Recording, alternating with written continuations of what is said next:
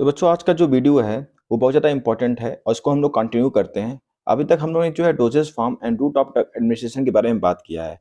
इसमें हम लोग एक बार रिकैप कर लेते हैं कि इसमें हमने अभी तक क्या पढ़ाया है।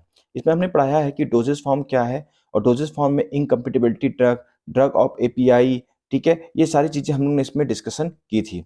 फिर मैंने बताया था कि जो हमारी डोजेस फॉर्म होती है, जैसे कि हम लोग पैरासीटामॉल की हम लोग बात कर लेते हैं। तो पैरासीटामॉल क्या होती है, उसमें आप लोग देखते हैं तो पैरासीटामॉल इंजेक्शन फॉर्म में भी आती है, टैबलेट फॉर्म में भी आती है और फिर जो है हमने डिस्कशन किया था कि सिरप फॉर्म में भी बच्चों के लिए आती है। ठीक है, तो ये सारी वीडियो में हमने पिछली डिस्कस की हुई थी, तो ये आप सारे देख लीजिएगा। फिर मैंने क्लासिफिकेशन की थी कि ड्रग एडमिनिस्ट्रेशन जो है आपके कितने टाइप्स के होते हैं, जिसमें हमने ओरल, पेरेंटल और ट्रॉपिकल के बारे में बात किया था। ठीक है, अब एक-एक करके हम लोग इसको डिस्कशन करते हैं कि ओरल मतलब माउथ के थ्रू जो टैबलेट हम लोग देते हैं, सिरप देते हैं, ठीक है? उसके बारे में बात करेंगे। पैरेंटल में हम लोग बात करेंगे बच्चों कि जो डायरेक्ट मसल्स के अंदर, डायरेक्ट जो है नसों में, ठीक है, दिया जाता है। और टॉपिकल में जो स्किन के ऊपर अप्लाई करते हैं, जैसे क्रीम अप्लाई करते हैं वैसे इसको भी अप्लाई करते हैं, ठीक है? तो इन सभी के ऊपर हम लोग डिस्कशन करते हैं, ठीक है? तो बात करें इंटरनल रूट की, तो ओरल इंजेक्शन, ठीक है? ये जो है आपका माउथ के थ्रू जो है ये ड्रग दी जाती है, ठीक है? किसी बंदे का माउथ है, इसके थ्रू जो है ड्रग दी जाती है, ठीक है? अब देखिए, internal route is the most common use, oldest and safest route of the drug administration, ठीक है? इसमें एडवांटेज की बात करें तो सेफेस्ट रूट होता है, मोस्ट कन्वीनियंट होता है, मतलब सबसे बढ़िया माना जाता है। भैया देखो यार, इसमें कोई इंजेक्शन नहीं लग रहा है, किसी से का कोई इंस्ट्रूमेंट नहीं ले रहे हैं, बस लिया, मुंह में डाला और पानी पी लिया, ठीक है? तो इसमें क्या है कि इसमें कोई ऐसा कोई रॉकेट साइंस नहीं लग रहा है जिसमें कि आपको बहुत ज़्यादा मेहनत करनी पड़े, कि इसमें जो है कुछ एक्स्ट्रा हेल्थ केयर प्रोफेशनल या प्रोफेशनल चाहिए इसको आपको लेने के लिए, ठीक है? मोस्ट इकोनॉमिक होता है बेटा, सस्ते में आता है, ऐसा नहीं है कि बहुत ज़्यादा महँगा लगता है। यदि आप पेरेंटल रूट यूज़ कर रहे हैं, तो देखो उसको कितना मेहनत है, उसमें कितना खर्चा है, जैसे सुई का, इंजेक्शन आपको खरीदना पड़ेगा, ठीक है? फिर जो है drug can be self administration, इसको आप सेल्फ ले सकते हो, कोई भी जो है उसकी प्रोफेशनल की ज़रूरत नहीं होती है। फिर नेक्स्ट बात करते हैं इसकी डिसएडवांटेज की, तो इसका जो एक्शन होता है बच्चों ना, वो बहुत ही स्लो होता है। क्यों? क्योंकि ये पहले माउथ में जाएगा, फिर स्टमक में जाएगा, स्टमक से फिर स्मॉल इंटेस्टाइन में जाएगा, तो ऐसे जो है धीरे-धीरे जा रहा है। यदि हम पैरेंटल लेंगे डायरेक्ट खून में जाएगा, खून से डायरेक्ट यूज़ होना शुरू हो जाएगा, ठीक है? ना स्टमक में जाएगा, ना एसोफेगस में, ना माउथ में, कोई मतलब नहीं है। डायरेक्ट जो है ब्लड में जाएगा, अपना वर्क करने लगेगा। पर इसमें क्या है, स्लो एक्शन, इसी कारण इसका मिलेगा। पुअर एब्ज़ॉर्प्शन हो सकता है। मान लो कि ये एब्ज़ॉर्ब ही नहीं हुआ, ठीक है? स्मॉल इंटेस्टाइन या स्टमक में एब्ज़ॉर्ब ही नहीं हुआ, तो ये दिक्कत हमको यह देखने को मिल सकती है। फिर नेक्स्ट रूट की बात करते हैं, वो है हमारा बच्चों पैरेंटल रूट, जिसको हम लोग जो है रूट ऑफ एडमिशन, जो डायरेक्ट जो है हम लोग मसल्स में, नसों में देते हैं, ठीक है? तो route of admission then the intestinal route और known as the parental route. इसमें एडवांटेज क्या है? Action is more rapid and predictable मिलेगा ओरल एडमिनिस्ट्रेशन से, ठीक है? ओरल एडमिनिस्ट्रेशन में इतना बढ़िया नहीं मिलेगा जितना कि आपको पेरेंटल रूट में मिल जाएगा। दिस रूट जो है अनकॉन्शियस पेशेंट, जो पेशेंट बेहोश हो चुका है, कोमा में है, अब उसको ओरल कैसे देंगे? किसी को टेबलेट हम दे सकते हैं? नहीं दे सकते हैं ना। तो इस रूट का हम लोग यूज करते हैं। It can be use the patient with the vomiting. अब किसी को उल्टी मान लो आ रही है, ठीक है? अब उल्टी आ रही है तो उसको देंगे टेबलेट, तो टेबलेट क्या करेगा? वोमिट करके बाहर निकाल देगा। तो उसको जो है इस रूट का यूज किया जाता है, पेरेंटल रूट का।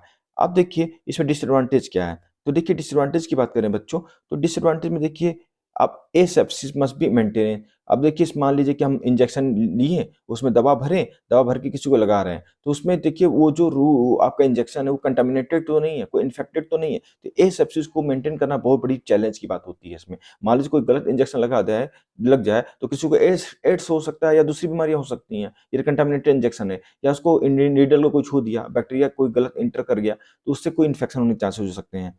इंजेक्शन जो होते हैं पेनफुल भी हो सकती हैं। आप देखते हैं नहीं, टीटी का इंजेक्शन लगता है इंट्रामस्कुलर, देखते हैं दर्द बना रहता है 2 दिन तक, ठीक है?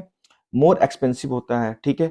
और लेस सेफ एंड इनकन्वीनियंट है। इंजरी नर्व अदर टिश्यू में हो सकती है। देखिए जैसे कि इंट्रामस्कुलर है, लेकिन 90 डिग्री सेंटीग्रेड पे डायरेक्ट दे रहे हैं। जैसे कि देखिए पीछे आपके बैक साइड में, लोअर साइड में जो होता है, बम्प साइड में लगता है, ठीक है? और फिर जो है बाह में भी लगता है इंट्रामस्कुलर, ठीक है? मसल्स के अंदर। सबक्यूटेनियस देखते होंगे जो सबक्यूटेनियस रीजन में 45 डिग्री सेंटीग्रेड पे लगाई जाती है, ठीक है? फिर इंट्रावेनस जो होती है वेन के अंदर लगाई जाती है 25 डिग्री सेंटीग्रेड के लगभग। इंटरडर्मल जो होती है डर्मिस लेयर पे लगाई जाती है, ठीक है? एकदम ऊपर डर्मिस लेयर पे। ठीक है, सबक्यूटेनियस थोड़ा अंदर होती है।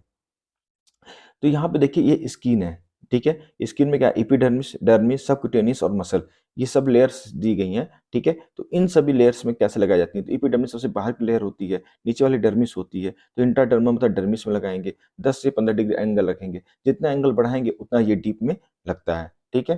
तो ये चीज जो हुई आपकी क्या, तो ये हुई टाइप्स जो कि इंट्रामस्कुलर, इंट्राडर्मस, ये फिगर आप जो है एग्जाम में जरूर बनाएगा, आपको अच्छे नंबर मिलेंगे, ठीक है। तो वही चीज यहाँ पे देखो दिया गया है, जो कि मैंने यहाँ पर एंगल ऑफ इंजेक्शन लगाते हैं, ठीक है। अब थोड़ा इसके बारे में डिस्कशन कर लेते हैं थोड़ा थोड़ा, ठीक है। पहले बात करते हैं इंटरमस्कुलर, जिसमें क्या इंटरमस्कुलर रूट जो है रेलिएबल होती है, भरोसेमंद होती है, एब्जॉर्प्शन इसमें रैपिड चलता है, ठीक है, ये भी मेंटेन हम लोग रखते हैं।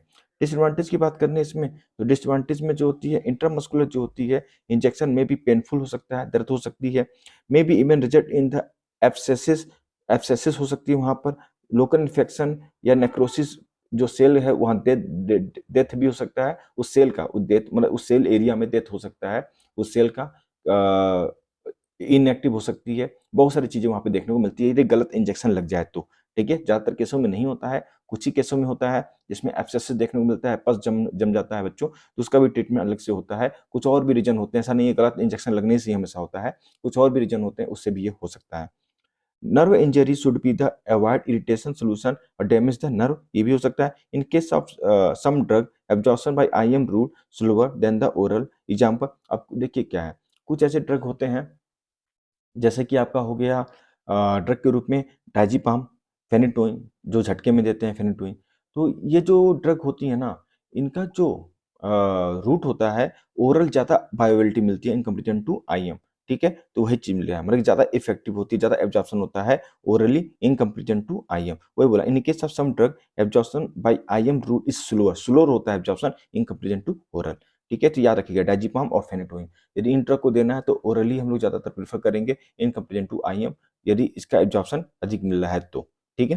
For some drug IM route should be avoid, IM route को अवॉइड करते हैं, जैसे हिपेरिन को, कैल्शियम ग्लूकोनेट को, डायज़ेपाम को, टेट्रासाइक्लिन को, ऐसे ड्रग को हम लोग अवॉइड करते हैं कि आईएम ना दें, इंट्रामस्कुलर ना दें, ठीक है। इंट्रामस्कुलर आपने देखा फिगर में कि इंट्रामस्कुलर देखिए डायरेक्ट मसल्स के अंदर यहाँ पे लगाई जा रही थी, देखिए यहाँ पे लगाई जाती है, ये इंट्रामस्कुलर था, 90 डिग्री सेंटीग्रेड पर करी जा रही थी, याद रखिएगा। सबक्यूटेनियस 45 डिग्री पे लगती है, ये याद रखिएगा, भूलिएगा मत। अब नेक्स्ट बात करते हैं इंट्रावेनस। इंट्रावेनस क्या बताया था मैंने, कितने डिग्री पे लगती है इंट्रावेनस, तो 25 डिग्री सेंटीग्रेड पे, ठीक है, इंट्रावेनस, इसकी बात हम लोग करने जा रहे हैं। तो आइए देखते हैं इसमें, तो एडवांटेज की बात करें तो इसमें देखिए मोस्ट यूजफुल रूट होती है इमरजेंसी में, और आप देखते होंगे कैनुला जो लगाई जाती है, कैनुला या ड्रिप लगाई जाती है, पेशेंट जो है उसी के थ्रू जो है बार बार ड्रग दी जाती है, ठीक है, लटका देते हैं और उसको एनएस देते हैं, आरएल देते हैं, ठीक है। तो वही जो है आपकी आईबी रूट होती है बच्चों, ठीक है। तो ये जो होती है इमीडिएट अवेलेबल होती है, प्रोवाइड प्रेडिक्टेबल ब्लड सर्कुलेशन, और इसमें 100% बायोबिलिटी होती है कि मान लीजिए कि हम एक ड्रग है जिसकी 100% इफिकेसी है, तो वो ब्लड में डायरेक्ट जा रही है, 100% हमको एफिकेसी इसकी मिलेगी, ये चीज़ हमको फायदेमंद है, मतलब कि हमने 100 रुपये किसी को दिया, बाद में रिटर्न हमको 100 रुपये का काम ही मिला, ठीक है। तो ये चीज़ था 100% बायोबिलिटी। Large volume of the solution can be given, large volume यदि सोल्यूशन किसी को देना है तो इसके थ्रू हम लोग दे सकते हैं। Irritation can be given by the this route as get quickly dilution in blood, ठीक है। नेक्स्ट है डिसएडवांटेज की, one injection the drug can not be withdraw, यदि किसी को कोई इंजेक्शन हम लोग लगा दिए तो उसको हम लोग विड्रॉ नहीं कर सकते या उसको ओवरकम जल्दी नहीं कर सकते, तुरंत ये ड्रग जाएगी ब्लड के अंदर और जहाँ पर अपना एक्शन देना है वहाँ तुरंत एक्शन देगी। तो ये सबसे बड़ा डिसएडवांटेज की बात होती है, यदि किसी को गलत इंजेक्शन भी लग गया तो उसको हम लोग बचा नहीं सकते, तो ये चीज़ याद रखने की जरूरत है। Irritation by the vein causes the thrombophlebitis, ठीक है। थ्रोम्बोपेलिबाइटिस क्या होती है, thrombus in clot in the blood, ठीक है, ठीक है। तो ये चीज आपको देखने को मिलती है, देखिए कैसे कैसे थ्रोम्बोपेलिबाइटिस देखने को मिलता है, इन्फ्लामेशन हो गया है, ठीक है। और इसमें जो होती है, इसमें क्या होती है, देखिए फेलिबाइटिस क्या होती है, पहले ये देखते हैं। फेलिबाइटिस जो होती है इन्फ्लामेशन इन वेन, वेन जो होती है ना, आर्टरी और वेन, तो वेन के अंदर जो होती है क्या होता है, इन्फ्लामेशन हो जाता है, उसको क्या कहते हैं, फेलिबाइटिस, ठीक है, फेलिबाइटिस। When the clot is blood form in the created blood in vein it to the thrombobiopty, मतलब कि वेन के अंदर जो है इन्फ्लामेशन हो जाए और उसके अंदर थ्रोम्बस का फॉर्मेशन हो जाए, this is condition known as thrombophlebitis, ठीक है। तो ये चीज हमको देखने की जरूरत पड़ सकती है। अब बच्चों बात करते हैं नेक्स्ट, बात करते हैं बच्चों इन्हेलेशन की। आपने देखा होगा किसी को अस्थमा है तो एमडीआई यूज़ करता है, मतलब कि देखते होंगे नेबुलाइज़र यूज़ करता है, मुँह में मारता है, ठीक है? तो ये होती है क्या नाम है, एमडीआई होती है, इन्हेलर होती है। वैसे ही नेबुलाइज़र भी होती है बच्चों। इसकी मशीन आती है जिसके थ्रू जो है किसी को अस्थमा का पेशेंट है, क्या सांस लेने में दिक्कत हो रही है, कफ़िंग ज़्यादा हो रही है, तो इसके थ्रू जो है हम लोग स्प्रे करते हैं। तो spray powder a tiny droplet, this is device help to the medicine where they are needed our lungs. अब आते हैं टॉपिकल की बात, आते हैं स्किन के ऊपर। कोई क्रीम हो गया, लोशन हो गया, जेल हो गया, ठीक है? इसकी दर्द वाली देखते नहीं है, वो जेल आती है, जो लगाते हैं किसी को दर्द होता है तो, उस तरह की topical. Drug may apply the skin for the local action of the ointment, cream, gel, powder, paste. Drug may also be applied with the mucous membrane as in the eye. आई में भी अप्लाई करते हैं जहाँ पे ज़रूरत होती है, conjunctiva में अप्लाई करते हैं, ईयर, नोज़, ऑइंटमेंट ग्रुप में, ड्रॉप और स्प्रे ग्रुप में इसको टॉपिकली अप्लाई किया जाता है। तो बच्चों ये रहा आज का वीडियो जिसमें कि आपको ये सारी चीज़ें देखने को मिलती हैं। तो ये आपका जो टॉपिक था आपके नर्सिंग काउंसिल के अनुसार doses, form and route of drug administration आज खत्म होता है।